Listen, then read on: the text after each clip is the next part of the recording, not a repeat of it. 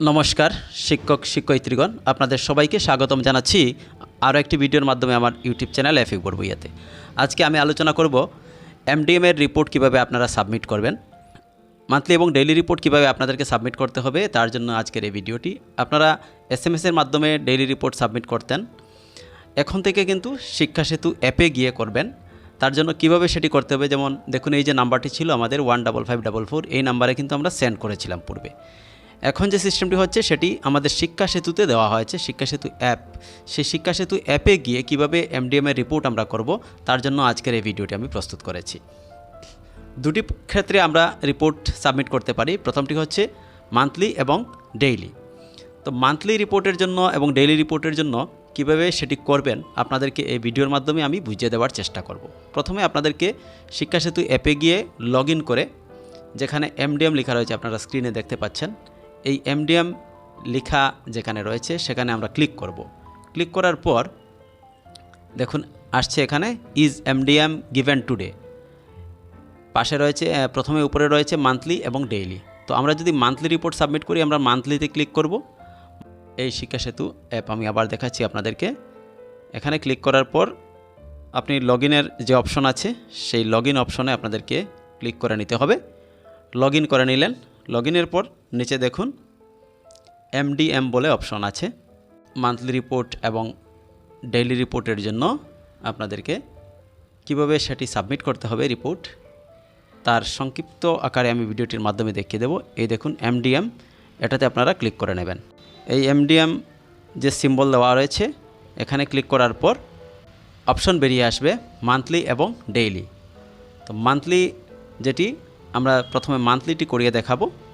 মান্থলিটি কিভাবে সাবমিট করতে হয় দেখুন, অপশনগুলো আছে এখানে। ইজ এমডিএম গিভেন টুডে, এটা কিন্তু ডেইলিতে লাগানো আছে। আমরা মান্থলিটি করে নেব।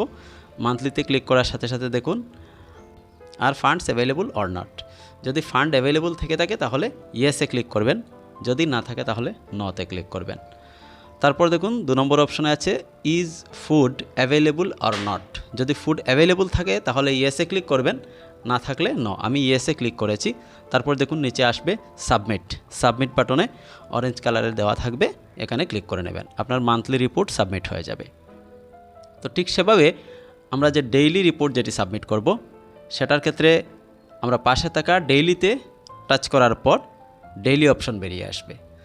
তো ডেইলিতে টাচ করার পর, অর্থাৎ আমরা যখন এমডিএম রোজ খাওয়াচ্ছি ছাত্রছাত্রীদেরকে, তার জন্য যে এসএমএস করতাম আমরা 15544-এ, সেটিতে না করে আমরা শিক্ষা সেতু অ্যাপে গিয়ে সেটি আমরা রিপোর্ট সাবমিট করছি।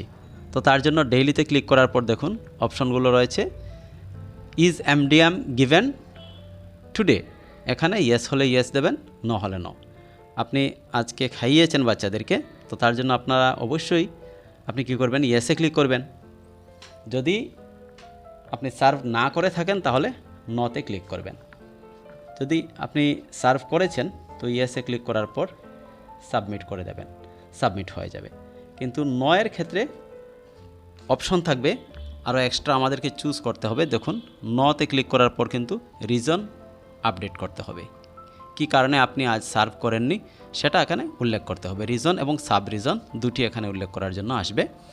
তো প্রথমে আপনি রিজনটি এখান থেকে সিলেক্ট করে নেবেন।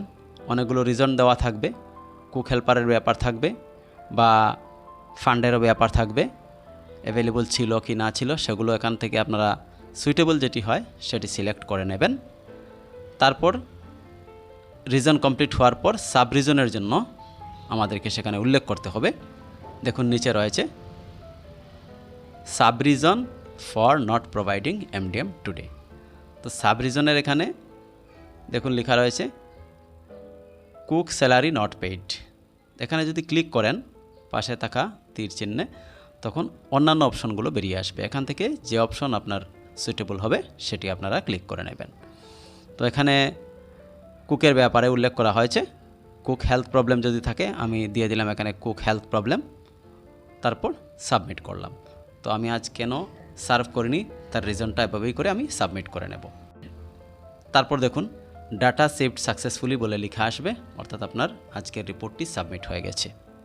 তো এভাবে করে আপনারা শিক্ষা সেতু অ্যাপে গিয়ে এমডিএমের ডেইলি রিপোর্ট এবং মান্থলি রিপোর্ট পেশ করবেন। আশা করি ভিডিওটি আপনাদের জন্য উপযোগী হবে। এখনও পর্যন্ত যারা শিক্ষা সেতু অ্যাপে গিয়ে এমডিএমের রিপোর্ট সাবমিট করেননি তাদের জন্য যথেষ্ট সহায়ক হবে এই ভিডিওটি। বিশেষ করে আপনাদের পরিচিতি সার্কুলের মধ্যে ভিডিওটি শেয়ার করবেন, যাতে করে এমডিএমের এই অপশন কীভাবে কাজে লাগাতে হবে শিক্ষা সেতুতে গিয়ে এবং রিপোর্ট সাবমিট করতে হবে তা সবাই সহজে উপলব্ধি করতে পারে। এতক্ষণ ভিডিওটি দেখার জন্য অনেক অনেক ধন্যবাদ।